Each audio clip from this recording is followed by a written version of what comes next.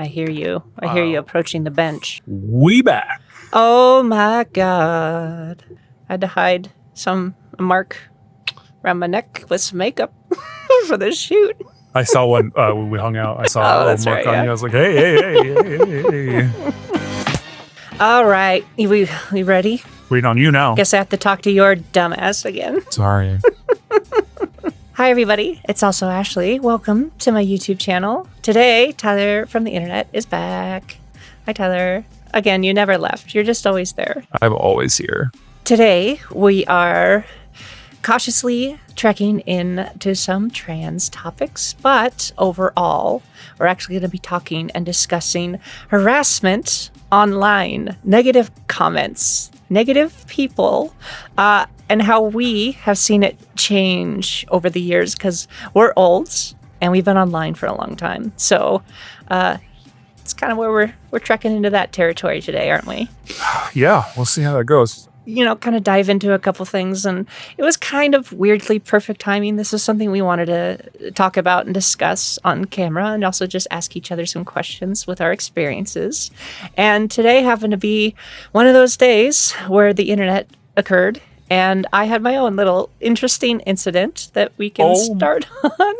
My God, I woke up this morning to a text from you being like, look at this. And I wanted to ask you about it anyway. Even if this hadn't been a topic that we were going to maybe tackle, I wanted to hear about it. So yeah, what happened?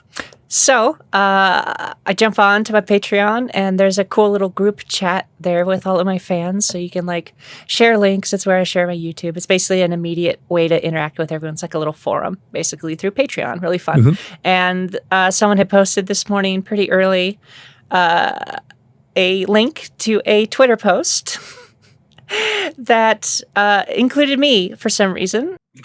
What this giant thread is, which is pretty huge at this point. It blew up enough today, by the way, that it has a community note about it.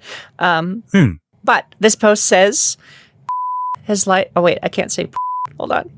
Prawn? Oh, I've got corn. I use corn. Okay. Yeah, corn.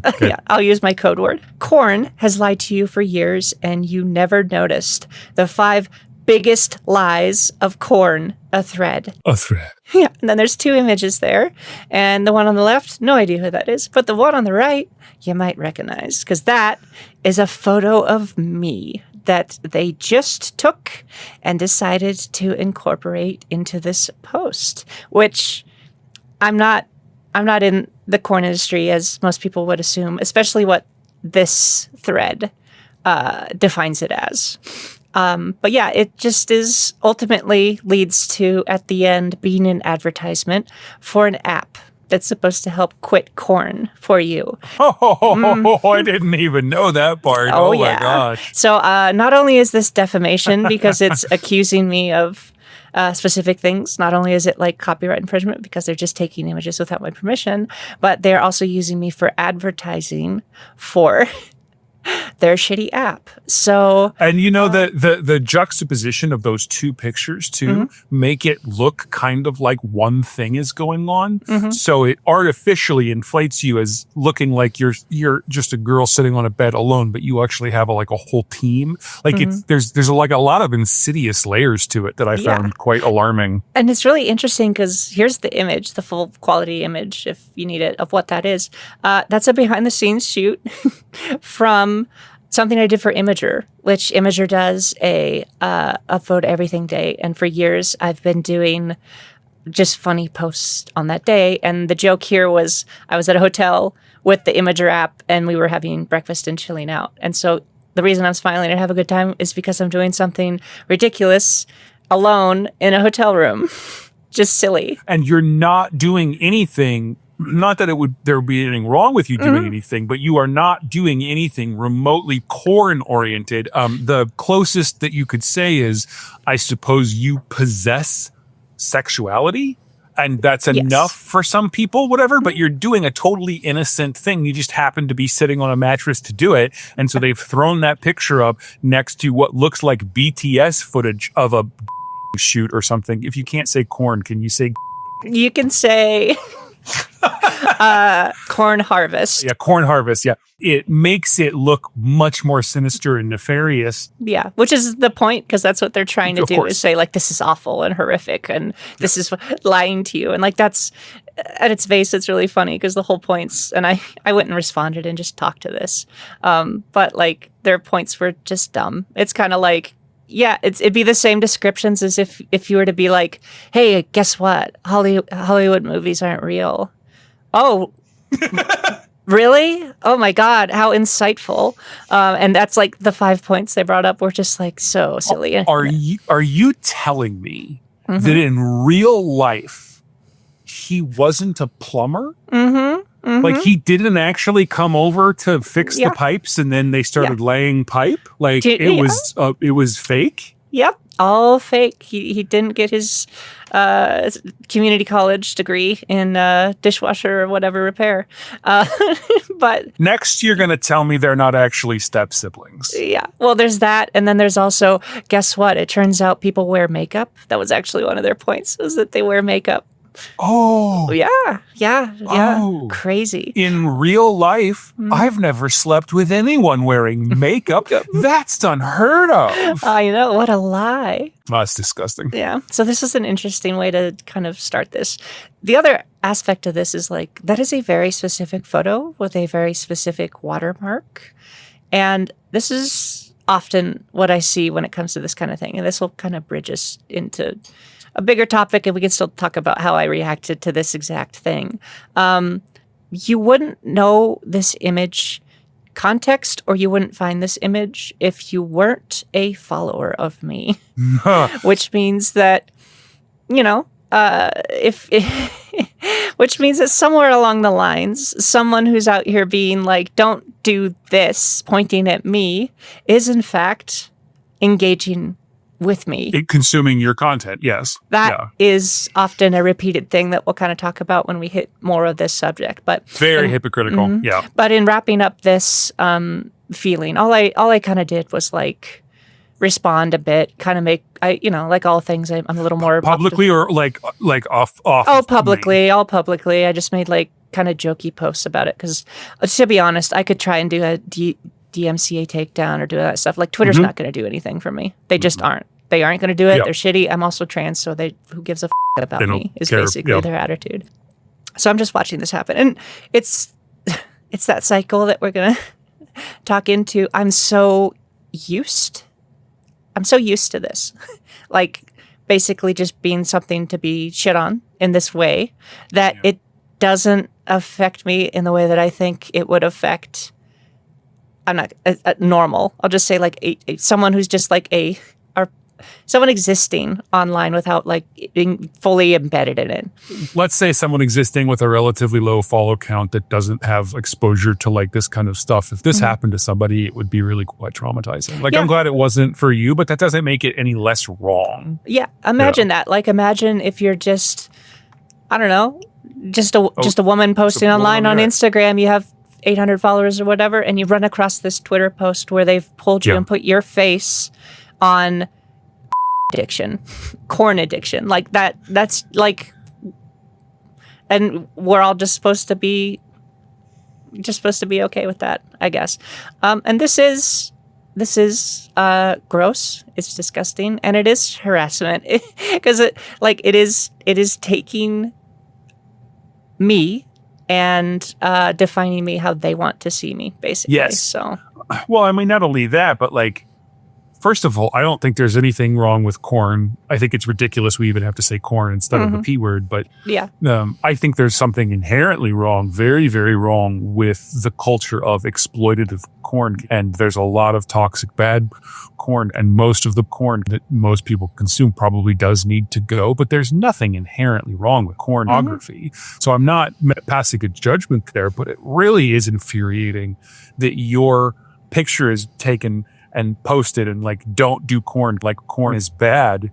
And it's not fucking corn. Yeah. Like it's not what it is. Like, and so it's like, so basically it's almost as if they are just banking off the fact that you're a trans woman sitting on a bed doing all the lifting you possibly need. What else could a trans person possibly do on a mattress other than something awful, right? Like trans people don't do normal stuff, right? So like if they're somewhere doing something, the thing has to be nefarious. Like there's just so many levels of gross to it. Yeah, and it is interesting that they picked that image, which is so innocuous. And like the truth is, like, you want to find something that would probably fit your disgusting view of me, you could probably go find some pretty fun stuff. Like, especially if you know me. So it's was wild and interesting, and I was kind of thrown, as I kind of always am, as I've been doing this for so long, just how much it didn't affect me. And that's where we can kind of broach into like the experience of that, because I wanted to kind of like bring you on and talk about this because I don't have like a huge following on BlueSky. So I and Twitter, I'm just not, I hate it. And I don't really engage with it in the way that most people do. I kind of use it as like a way to still connect with the people that already follow me, but I'm not trying to actively engage in that space. I'm not trying to like find new followers there. BlueSky, a little bit, I am trying to do that. Now, with you and the follower account that you have there, I'm sure you have a very unique experience with like bullying, harassment, or just like shitty comments in general, which I guess is the overall thing that we're looking at. And I'm going to ask you a question first, which is like, what have you noticed most? Like, have you experienced this kind of thing in the past? And how does it reflect on like what you're experiencing now? Well, okay. So I have, I don't know, 30,000 followers on BlueSky, which like to some people is a lot, but the people that I kind of came up with on that platform have twice or more of the following that I do. So I still kind of feel like a little account. But when I get hit with stuff, it's usually getting hit with, I mean, if it's not for something dumb I said, I have never had like a following of this size in a vibrant and active community before. My level of harassment until now has been mercifully somewhat limited when I was doing a web series and then a show. That got me a little bit of attention, and that came with a little bit of harassment, but it's a little more impersonal. I think it feels more impersonal to them. It doesn't feel impersonal to me. People just shitting on the show. People just saying it's a bad show or that you're a hack or like whatever. There was always a little bit of that, but there's always going to be a little bit of that. I think what I've noticed, if there's something to compare and contrast to, I sort of get hit with it from both sides now. I hate to be reductionist. There's more than one side. I'm kind of talking about conservative versus not conservative or whatever, but everybody now is just angry and like much more intense and much more prone to kind of crashing out. What I receive or what I experience is like an order of magnitude or more less than you or anybody else. I'm openly queer online, but like it's not the primary thing I'm talking about. And I think a lot of people think that bisexuality honestly just doesn't count. So I get kind of discarded. And I'm, otherwise I'm a cis tall white guy, so I don't get harassed online for my height like I do in real life, because online nobody knows you're a horse.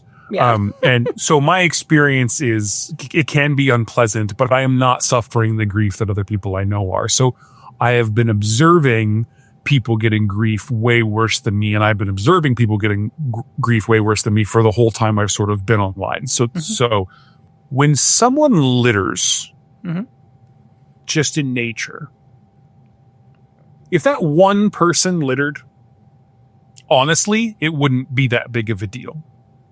It's still shitty, but if that was the only person that ever littered in that forest, that's just a shitty thing that one person did. It's not that big of a deal.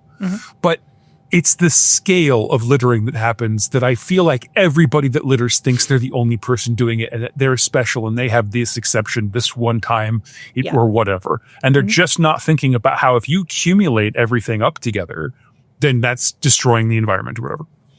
When I see harassment of myself online, most of what it comes down to is they see a number, they see that I'm a quote unquote big account, and they think that means that I should not be bothered by anything they have to say. Now, in a vacuum, if that was the only person that ever did that, okay. But the people that do that kind of thing, don't even know how shitty they're really being sometimes. Like, sometimes I'll just get hate, but a lot of times I'll just get people being annoying or being bothersome or trying to take me to task or like shitting on me or whatever because I have this big account. And if I say anything back, it quickly becomes this, I'm just a small bean and it's my birthday. I'm just a little birthday boy. Like, you're such a big account. Like, why are you picking on me? I'm a nobody. And I'm like, you started this. Like, I didn't know who you were until you started talking to me. But that makes me feel like I think they think they're like the only person doing it, or that they're somehow speaking truth to power, or because I have a big account, I have to be reminded of the fact that these people outnumber me or could take, I don't know what it is, but like, one of the ways I've used to diffuse tension on BlueSky, I started doing this with myself, but I don't do it myself very much anymore. I know I more do it when I see someone harassing and they're being awful to this person who are trying to talk about something about them that is being perceived as political. I mean, I guess it is political. Everything's political, but like, they're just talking about their experience and they're getting this grief. When I actually say in the comments, you have to keep in mind that you're not the only person saying this. This unoriginal response that you have given, which is just this dumb reaction meme or calling somebody shitty or calling somebody a or saying skill issue or whatever the quick comment that you think you're making, you're sending one to a person that you've seen one post from, and then you're moving on with your life. But the person that you're talking to just got that one comment from 40 different people. Yeah. And if I say that to someone that's at all receptive, it actually corrects their behavior a little bit. So I've noticed that's something I've noticed, which I find interesting and weird. Is it as your account has gotten bigger, it's kind of that awareness of the influx of that, where you almost get to see like, it's, what is it? The net is wider and thus you'll catch more sharks. You're just seeing the repercussions of that. That mentality does make a lot of sense, where, if folks view you as almost like a different entity, especially with a follower count or on a different level of whatever, whether that's status or they view it as status or they see it as like, oh, you're putting yourself out there to be ridiculed or to be attacked in this way. It is kind of wild that people may not like look around and see what other people are shouting. It's like being in an audience or watching a sporting event and only being like tunnel vision to you and not like gathering, not observing the rest. That's all right. And then I think there's a little bit of the pick a fight with the biggest guy in the prison yard, your first day kind of thing that happens a little bit. And but then related to that is, okay, this is harassment. And again, this is more what I would call regular harassment. There's not necessarily a marginalized community kind of aspect of this. It's just that there are people online who are only there to look for mistakes to jump on. Or look for things they can go well actually about. And when they do that, they're always aggressive and calling someone dumb. And that aspect of the internet, I think, has been there for that's been consistent. You post something. Well, that's an interesting point that you made, but unfortunately in your 300 character post, you did not manage to encapsulate the sum total of all aspects of every avenue where that concept could possibly go. So I'm afraid it's pistols at dawn. Like, it's just like most people on BlueSky or Twitter or whatever, they're just shooting from the hip. They just have a thought and they post it out and they do a thing. And there's a different context if someone's trying to make a thread like the one that you just brought up, right? That is trying to make a point. It is taking time. It is trying to make an impact and ultimately trying to sell something. And that's different. It's also different when a journalist makes a big thread. So there are nuances to this, but most people are just shooting from the hip and you can't be total in your manifestation of the subject that you're briefly talking about in a microblogging environment, and people will use that to jump on you. And then once they do, the asymmetricalness of this comes into play. You're not supposed to say anything back. They're supposed to just be able to be shitty to you, and the end. You're not fully a person because you're not in front of them. And there's an aspect to this that I've always thought about for a long time, which is like, if you're in line, standing in line, and somebody bumps you It's like, oh, excuse me. Oh, you all right, mate? Whatever, right? If someone cuts you off in traffic, you can develop a road rage where you're screaming at them and you don't have the ability to control how mad you're getting. And it's because, like, that's a human being, obviously, but it's not really, right? It's a car. It's an impersonal object that is in your way. And a human is driving it, but you are removed and detached from the humanity contained within it. Yeah. And so you can be abusive and aggressive. And when you're in a phone, someone else doesn't think of you as a real person. Yeah. So they should be allowed. You have a count level where I'm allowed to say shitty stuff to you. And if you embarrass me because the shitty thing that I said was actually quite thoughtless and silly. And so you're able to whip around and make me look bad. Now you're picking on me, even though I came from nowhere and I started this.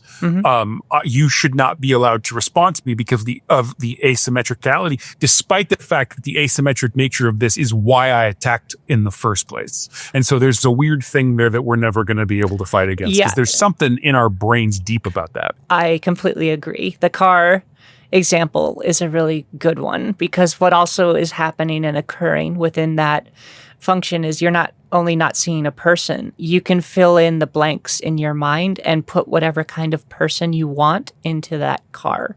So if you happen to be in a space where you want to be upset or you want to assume motivations or you want to create a ghost in that car, that's essentially what you're doing. And that's where it makes sense where like road rage happens. But you take that entire concept and you put it through the phone screen. I feel like it is a very similar concept, especially if you don't, nuance and a lot of context is removed the moment you're in spaces like this. And if you come in hot, you're filling in a ghost. Like I watched that happen with me all the time, especially when it comes to like just having the label of trans. There's so many assumptions of like what my position is going to be, like what they think I'm arguing for or against, like all of these things. Again, it's that thing we've touched on where it's like my existence is political, but my existence is also the ability to make me a ghost of what they can allow themselves to be angry at. Yeah. And then when it comes to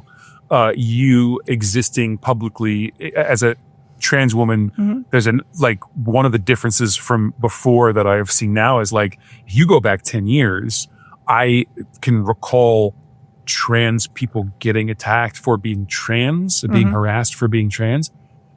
Cut to today, I see trans people getting harassed for being trans. I also see trans people getting harassed by trans people, which I didn't used to see as much. And not just trans. I don't want to label this as a single group. Like I'll also see people who lead with their disability advocacy as part of their profile as and they will be attacking each other. And I will see a lot of infighting in these groups that I'm not necessarily a part of and don't feel like it's my place to speak to, obviously. But I will witness it. And that I've seen is different. And in a similar way, I also think that things that I say can now get attacked from, like, if I say anything political, I'll get a lot of weird responses from liberals, progressives, conservatives alike. I see that all the time within my space. It's that bubble. Yeah. And then the thing that you were saying about all of these gaps that they fill in, I've brought up Ani DeFranco before, but Ani DeFranco has a line in one of her songs that says, I build each one of my songs out of glass so you can see me inside them. I suppose you could just leave me in the background somewhere, I guess, and watch your own reflection superimposed. And so it's just like this thing about like, I have created this art, I am saying a thing and I am at the center of it. And it's made out of glass so that you can see me inside of it. But if you want to, you can just look at yourself in the thing that I have made and then respond to me as the person that you have made up. And whether that's, I've decided I know who you are, or you have become a reflection of something about me I don't like. Either way, it's now put into you and you're on the hook for it. So I'm justified in attacking you. Yeah. Oh God, I could relate that. That was beautiful. God damn. That makes sense to observe in that way. I mean, that hits on so many levels. That is often a form of what I get when it comes to harassment and bullying is often, I can see it. I can see the anger that isn't really meant for me, that it's coming from within and is stuck within them. Yeah. My reaction to that and how I handle a lot of that, especially in these spaces like my own trans community, I combat that when I see it with kindness. Yeah. I do. And there's a difference. It's pretty obvious pretty quickly. I've had a couple interactions like that from within my own community where criticism, and it's not always harassment, sometimes it does form as that, is often coming as a form of what they're having issues with in themselves around, or like projecting that onto me. And my response to that is understanding. And again, it's pretty obvious when what's being I can see the difference. I've had millions of harassment and criticism and shitty things said to me. And I have a big data pool to pull from when I can see like, oh, this is someone who might actually be rational when things have calmed down or when context is given and nuance is actually established. And I've made progress in ways that I have never expected in just kind of being kind to that and trying to be open. And it's not exhausting for me. Maybe that's just part of my undying optimism, is that that's just kind of always going to be there, even when people are super shitty to me. Sometimes I just react like this and I just have to go, okay, all right, cool. But a lot of space within my own community when it comes to this specific form of like kind of the infighting, I've just kind of always greeted that with trying to understand and be kind, and doesn't always work, but when it does, it's great. It becomes a back and forth, and that kind of phone screen, that car, that ghost is really humanized. And once we both have recognized each other as human, we move forward from it. Like I've even had that in the last couple weeks. I've done that with like 3 different trans women that have spoken up to me and kind of come at me pretty hard. And I think, I've had a couple of those messages just end with us both being like, hey, we're not enemies here, and we move forward. Now, those are special cases, I think. In general, I just have to deal with the fact that a lot of that's not going to happen. And I have to kind of choose the thing which hit me very strongly when you said, like, a lot of the expectation once you get to a certain point is that other folks and even followers of mine kind of just go like, well, you're not supposed to respond to that. Yeah. You're supposed to kind of just let it go. Let it go. Like, let it wash over you. And I have to. 95% of the things, that's, I think, what they're not seeing is when I kind of poke my head up and be like, hey, look, this is a pretty shitty thing. I will always get the, like, you should let it go. And I don't double down and get mad, but I'm like, I have. Like, this is one of 200 of these today, and I let 199 go. That goes right back to the point that I was kind of saying earlier. Those people that tell you to just let it go, do they have relatively small accounts? Like, are they also at a big level like you, or do they? Because what I think happens is if they got one of those comments and they ignore it, it kind of goes away, but they don't have a really big account. Like, unless they're dealing with somebody really aggressive, right? And then somebody says something shitty, and so you don't say anything back, and it just sort of stops. And so they're telling you to let it go. But, like, I don't think they appreciate the scale of which it's happening to you. Yeah. Like, I will get that too. Like I'm a big advocate of, like, if you don't like somebody, block them. Yeah. And then sometimes I'll be saying something about something shitty someone will do, and they're just like, they're just a troll. Like, why do you just ignore this? And I'm just like, because I normally do, but this particular flavor of misogyny or whatever it is so uniquely shitty that this needs to be called out every time it happens. And so I'm making an exception. But if 1,000 people do it to you a week, and even if you make one exception in 1,000, you're doing it once a week. And so people are like, why don't you just let this go? And it's like, I fucking do. Yeah.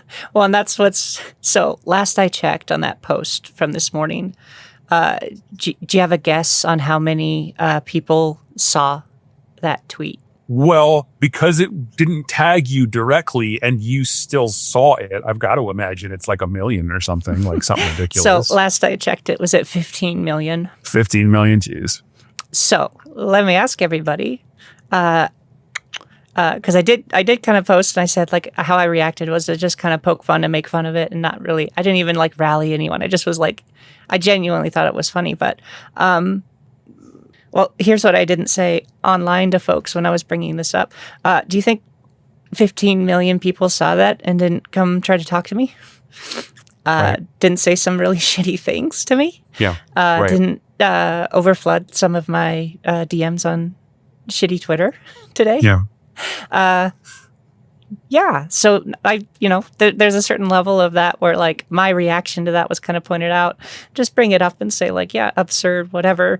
But in the background, it's kind of like I'm over here waving and I'm holding this other hand back here, just like pushing this back and being like, here's what I'm choosing to show you all I'm reacting to, while also just kind of like letting that try at the door to stick there.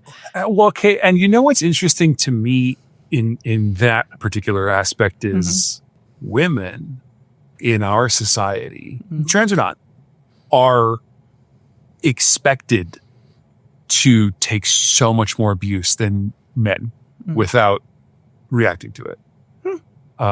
Yeah. I think that there are plenty of people that were being dicks about this particular one, right? Where if you talk to them as a person, they would probably end up feeling bad. But there are people that are just be like, no, I should be able to say whatever I want to a woman or whatever. And so it's, what are you supposed to, so you're minding your own business. You're just existing. And then some shitty account to try to drive revenue to their own company blasts you by putting up a picture without your consent. And then while you're dealing with it with humor and trying not to make a big deal, but also making a point, you have every slur and epithet and insult being lobbed at you en masse, right? It's not just like you got one of every one of them. Like, oh, there's the B word, there's the C word, there's the F word, there's the, it's not that. There are 400 of each one coming at you. Again, like they're the only person doing this. And I can imagine that a lot of those idiots are doing this on purpose, thinking that they're going to be one of many trying to ruin your life. But I think there are also just a lot of people out there being like, this bitch needs to be taken down a peg, and if it's not me, it will happen. And so there's just like this weird combination of stuff. So what a hero. What a heroic move. Keyboard warrior. So when you're being told to just like let it go, it's like, what do you mean by let it go? Do you mean that one comment that you saw that you think I'm overreacting to, or just responding to it all is an overreaction? Is that what you mean by let it go? That one comment? Or do you mean the 400 comments that I got this hour that you didn't see? But then if you do say something like that, then it becomes this all ball of wax where they're like, okay, well now you're just being a boohoo victim or whatever. Like you kind of can't win. Yeah, not really. Like I'm sure it'll be interesting to see how people even react to the fact that I just said that on camera. So what I'm dealing with, because I honestly don't talk about it a lot, which is why we're kind of talking about it now, because at least it's perspective put into that. I have noticed, I mean, this is a compliment for you.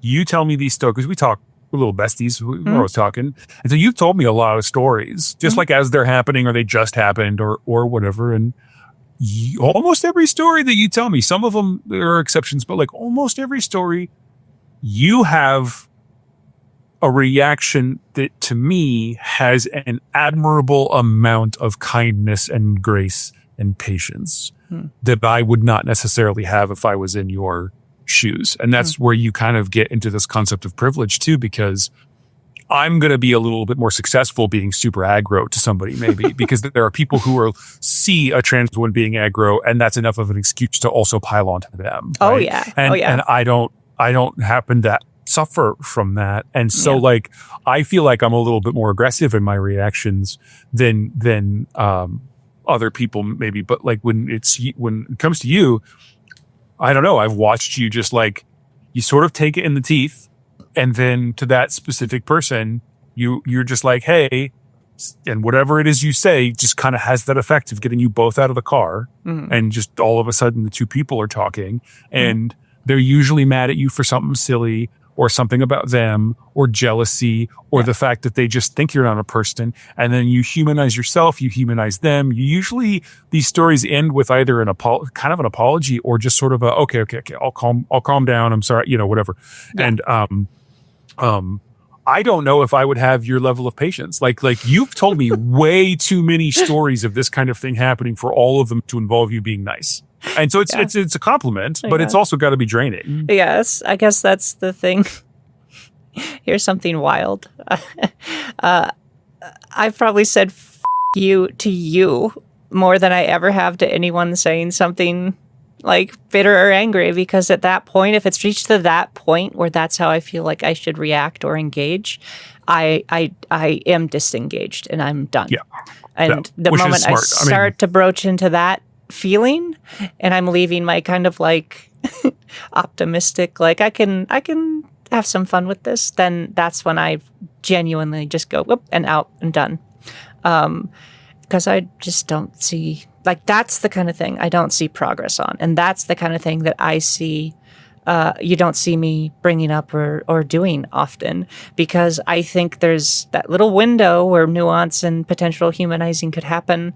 The moment I see that disappear, that's when I am like, yes, of course, at that point, no point, you can disengage. But I think some of the discussion up to that point with certain folks can work. And it's something I should do more. And again, sorry, I have something on my teeth.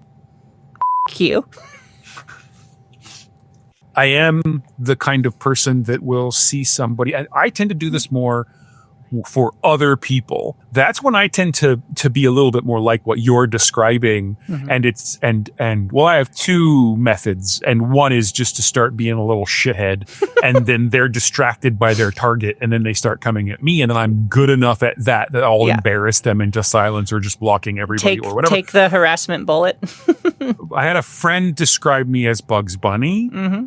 And I was like, what do you mean? And they were like, well, you do not randomly start stuff with people for no reason. You don't go pick on people. You don't go whatever. You're just kind of doing your own thing. Yeah. And it's when someone comes at you or you see someone come at someone else that you just become vicious. And they're like, it would be a problem if you did that to people for no reason, but you're usually fairly justified in who your target is. And I'll admit to even then I can be a little bit shitty because it's fun. I've seen it. Yeah. I've seen it happen. I saw it happen before you knew who I was on Imager.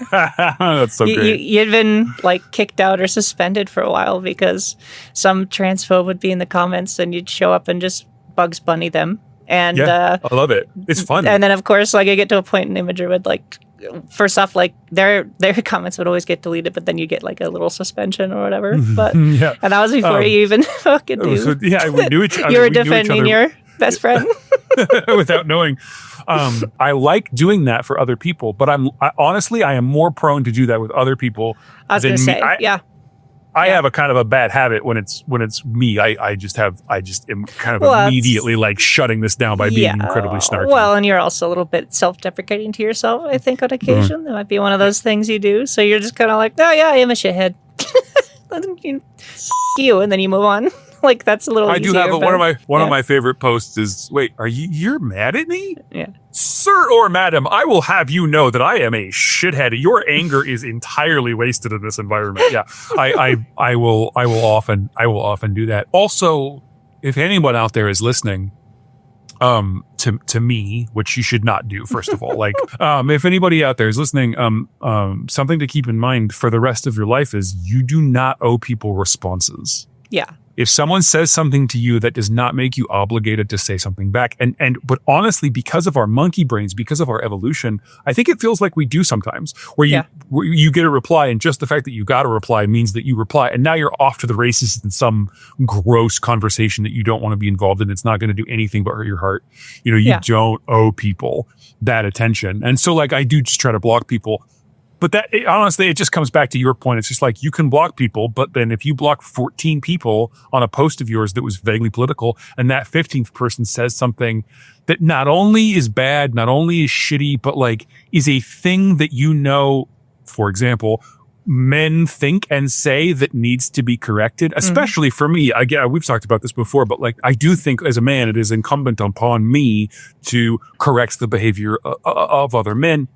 I'm not necessarily going to make this person change his mind, but I am going to put that thing that he said on blast so that other people that aren't being that aggro can see my kind of insulting at first, but ultimately measured reply. And maybe that will help like correct behavior. And that's often when I get the, why don't you just ignore this, man? Yeah. And I'm like, well, you. Yeah. It's a careful balance. It's really a dance, and it's like picking and choosing battles more than anything, and like figuring that out. And there is a difference. We've talked on this before, and you touched on it a little bit at the beginning.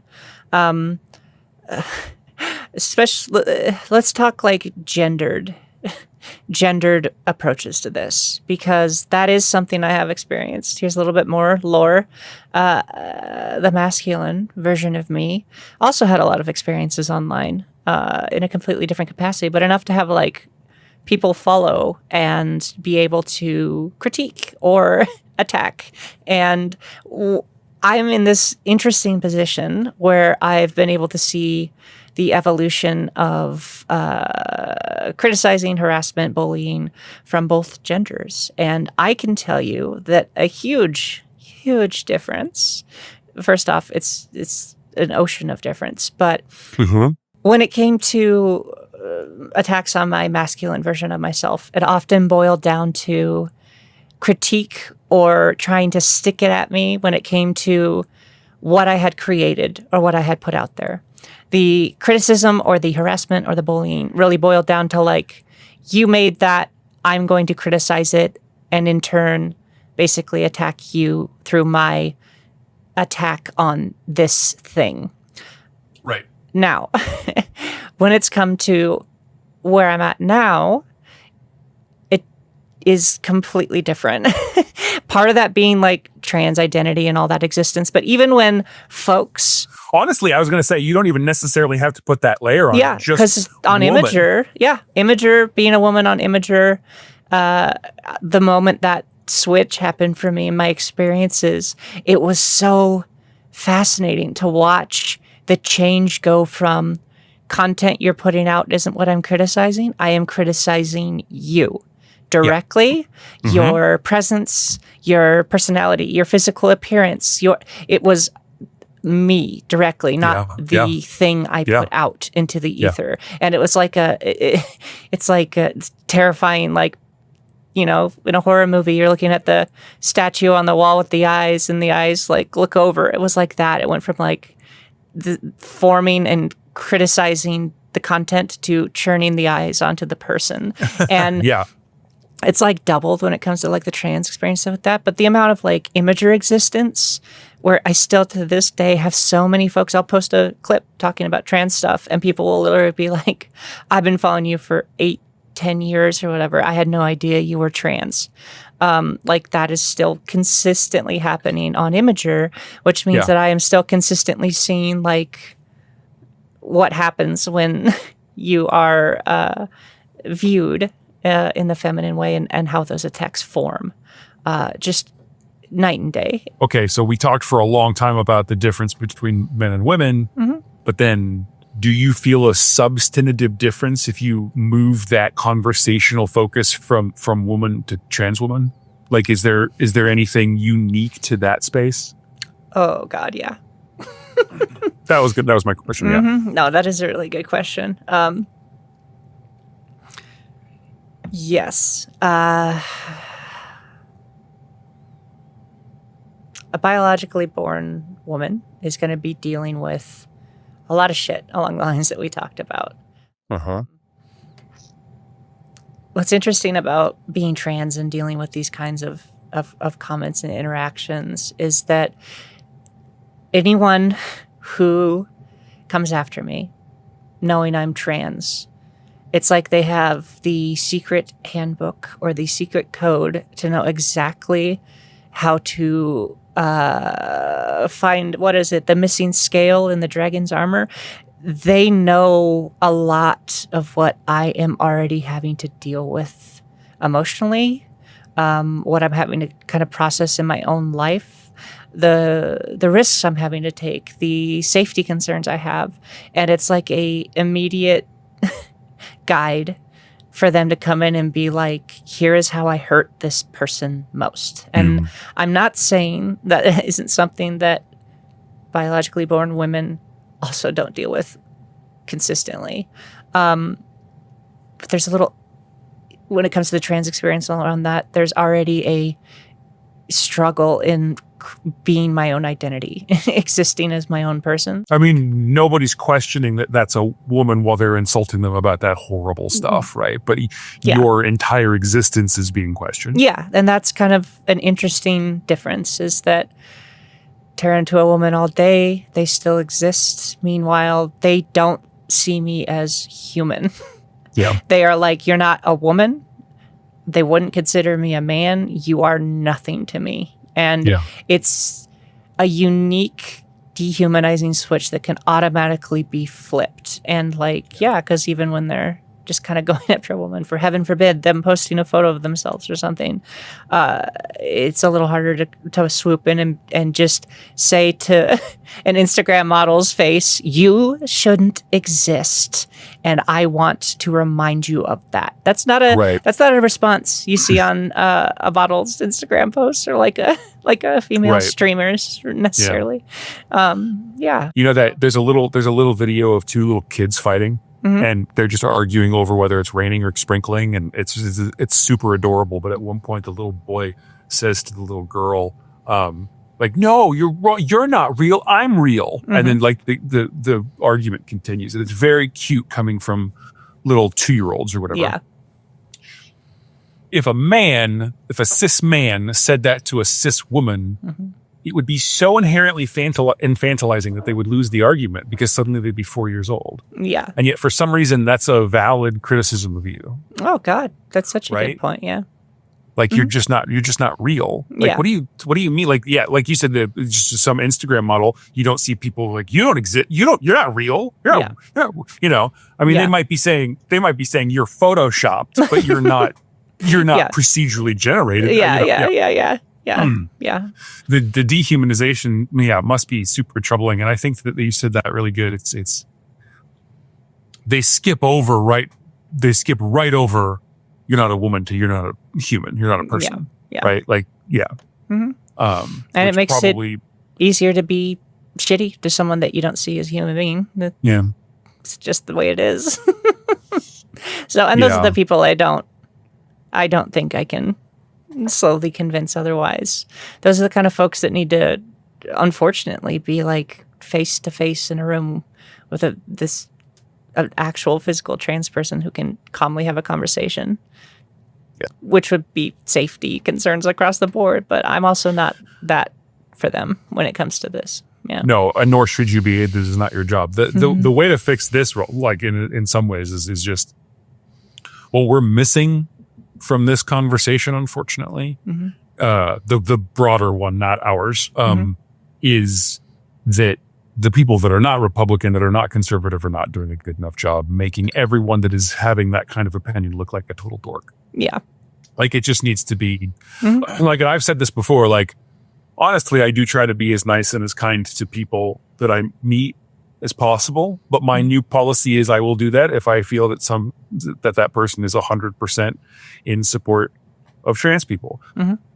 I am also going to start treating 99% or less in support of trans people as zero, because you got to pick a side right the fuck now. And I think everybody needs that attitude. I think there should be no capitulating, and fuck the Democrats, but I know they should all be voices stentorian, standing behind this community. Like if more people were just making it uncool and really embarrassing to say that kind of stuff as it used to be, it would stop. But we're dealing with a Nick Fuentes environment that has to be fought with everybody with their full chest being like, this is lame. Why are you obsessed with this? Can go away. We're like, we need to win that front in a lot of regards, but specifically about this one, the casual dehumanization is just unbearable. Yeah. Yep. So that's the difference. just that little thing. Just that little tiny thing. Yeah. I have this tweet that I wrote in like 2014. I posted it again to BlueSky like last year just to have it as a record so I could look it up right now. And it's just this. According to too many, there's white, and then there is political. There is male, and then there is political. There is capitalism, and then there is political. There is straight, and then there is political. There is cis, and then there is political. There is non-disabled, and then there is political. And I think there's even a second tweet that goes on and on and on. The reason I bring this up, we have a lot of commonality in terms of the things that we've seen and experienced. But where we diverge for sure is I am allowed to be a non-political entity and you are not. You don't even have to get into anything other than that I'm a man and you're a woman. That's the difference. There are people in this world that think that man is average and woman is derivation from the average. They're literally, I mean, it's just like white supremacy with a kind of a different line of thought. There is a white supremacists genuinely think that white people are the typical average human and everything else is a derivation away from that. And so I am allowed to exist non-politically, which means if I put out a piece of content, that piece of content is allowed to be judged on its merits because I am normal. I am average. I am not political. I am apolitical as a man, especially as a white man. I am an apolitical entity. We don't have to talk about politics when it comes to me because there's no such thing as politics about white people or politics about men. Or what, right? Like it's this thing. And so as a woman, when you create something, this is now a thing created by a woman, not a thing that was created. And it's sort of like that old XKCD comic with a man next to a chalkboard and the other guy's like, man, you suck at math. And then there's a woman standing next to a checkboard. It's the same guy. He's like, man, women suck at math. Like it's it's that concept, right? As soon as it's something you created, it's a woman-made thing, which makes it inherently political, which makes it a thing that you're allowed to criticize or comment on that level. Yeah.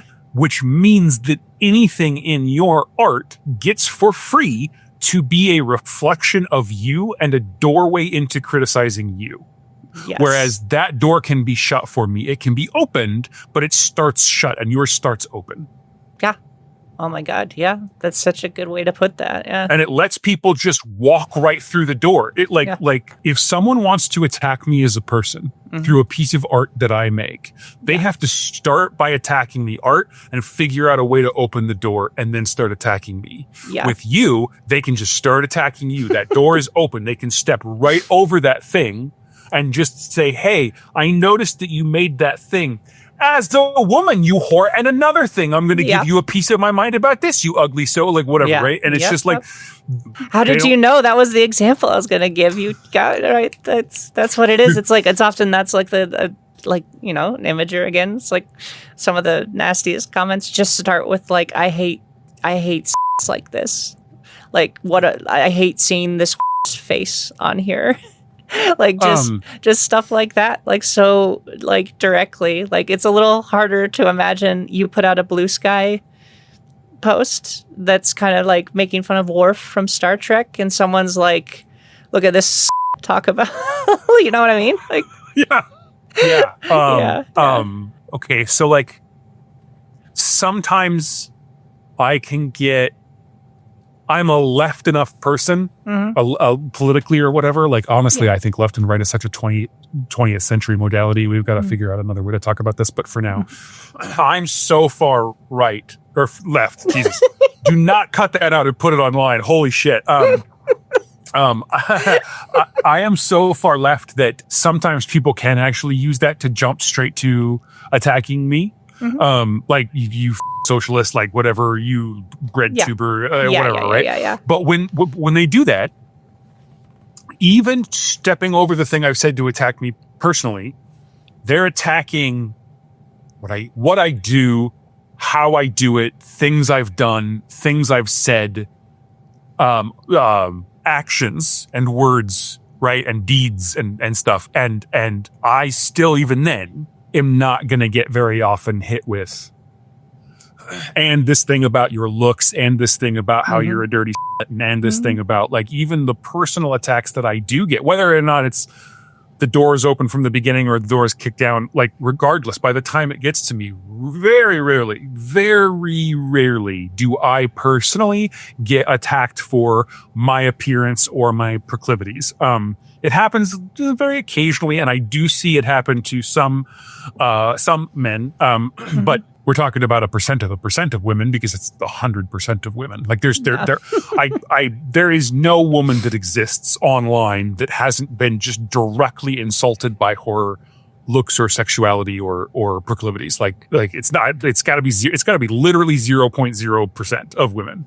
Yeah. That have not had something like that said to them. Like, yeah. Yep. God. So what's the solution, Tyler? How do we fix this? I have a solution. I think we should all we should all trans, Then we're all women. Magneto was right. Yeah. It's just, we should just do X-Men 1, but for trans people. Everybody's trans. I mean, it's jokey and obviously not, you're going to do a Magneto. Yeah. For the record, the NSA, this is a joke, right? Mm-hmm. As much as it is the joke, that is a solution. I mean, not necessarily going to the Statue of Liberty and powering a device, but without necessarily making everybody trans, like making everybody not fucking worried about gender. Yeah. Like stops a lot of this, but I mean, long wait for a train don't come. Yeah, it's kind of the small little steps I take when it comes to like seeing someone, what I talked about earlier, like nuance and humanizing. It's really just humanizing, I think, more than anything. It's really humanizing, yeah. And it's nigh impossible to do online. It is. So you just kind of have to, I don't know.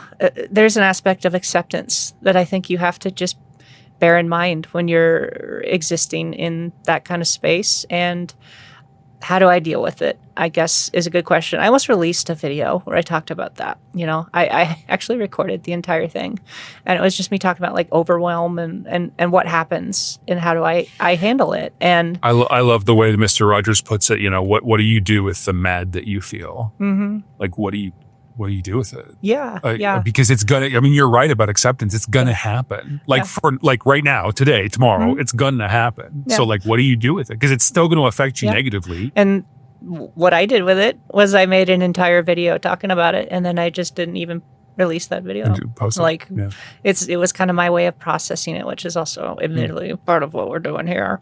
I mean, that's why I'm a big account on BlueSky, a big account, like whatever. I can't believe I just said that, but mm-hmm. That's why I got like a kind of a following on BlueSky. It was because I was just using it for its intended purpose, mm-hmm.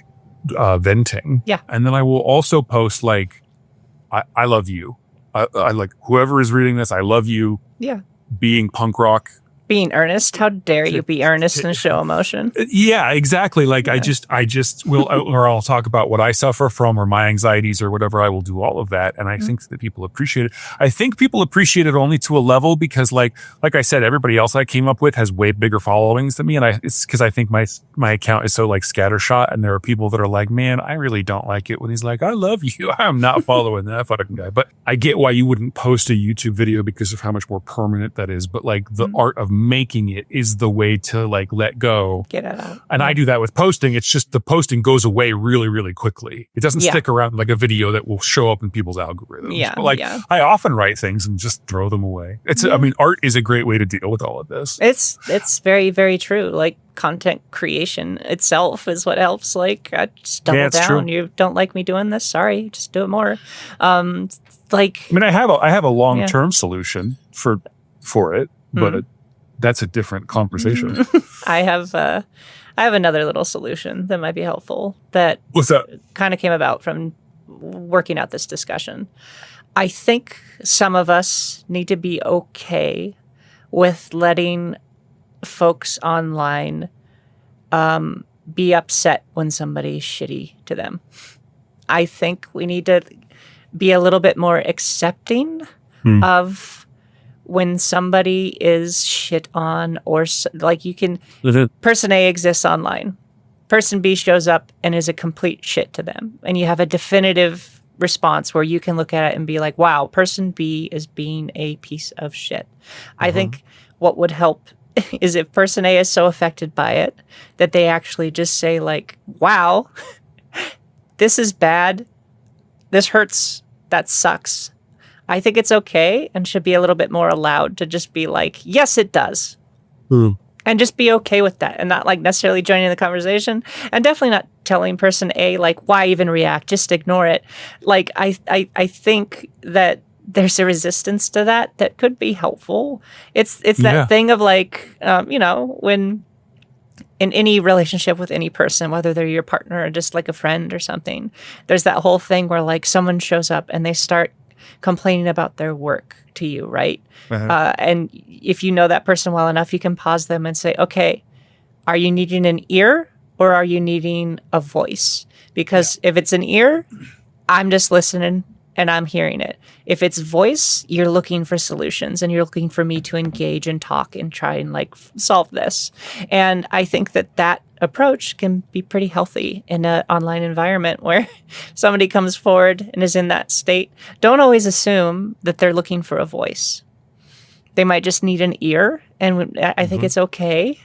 Like you said, you don't owe anyone anything. If you see somebody just doing that, maybe you just go, that sucks. And you can all move on, But anyway, look, that's a little maybe solution or something to think about.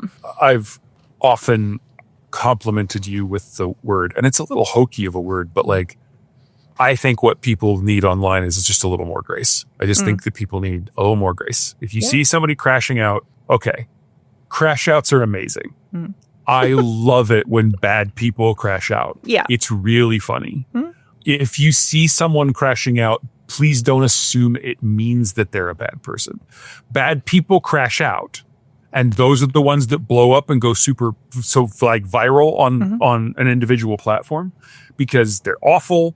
They've been embarrassed and now they're freaking out and it's hilarious. I love it. And they're bad people, so they deserve it. But then regular people or even good people crash out too. And I have seen people just assume that the crash out means it's time to pile on or it's time to get involved or it's time to make sure if you're getting involved in drama, you do it for good reason and you really take your time and look. And honestly, if you haven't, maybe just don't. And like you said, go to the person having a bad time and be like, it seems like you're having a bad time. I'm sorry, that sucks and that shouldn't be happening to you. Like that's such a nice thing to say that isn't said enough. And but just humanizing the person saying that. It's humanizing the person receiving that. Because that's honestly what a lot of this does. And that's, I guess, what I'm saying. When I get enough of these, there's a clip from my Tumblr video where I talked about I'm not used to being treated like a human being. And that went honestly kind of viral and I got a lot of reactions to that. That's what that does. That negativity is really what starts to make me feel inhuman. What humanizes is honestly that ear or that just little leaf. It's like, oh, look, a human is encountering me and talking to me like a human. It's very encouraging. It's very helpful. Yes. Yeah. No, that's great. And then earlier when we were talking about this, I had said something about how I will jump into other threads when I see people being harassed. So I want to clarify in the context of this that those are my mutuals I'm doing that with, not strangers. Yeah. I know them. We've interacted. That's when I'll jump in because I'll know that they'll know what I'm doing and I know that they'll appreciate it. And there are a couple of people I'm mutuals with that have been like, don't do that. And I was like, okay, great.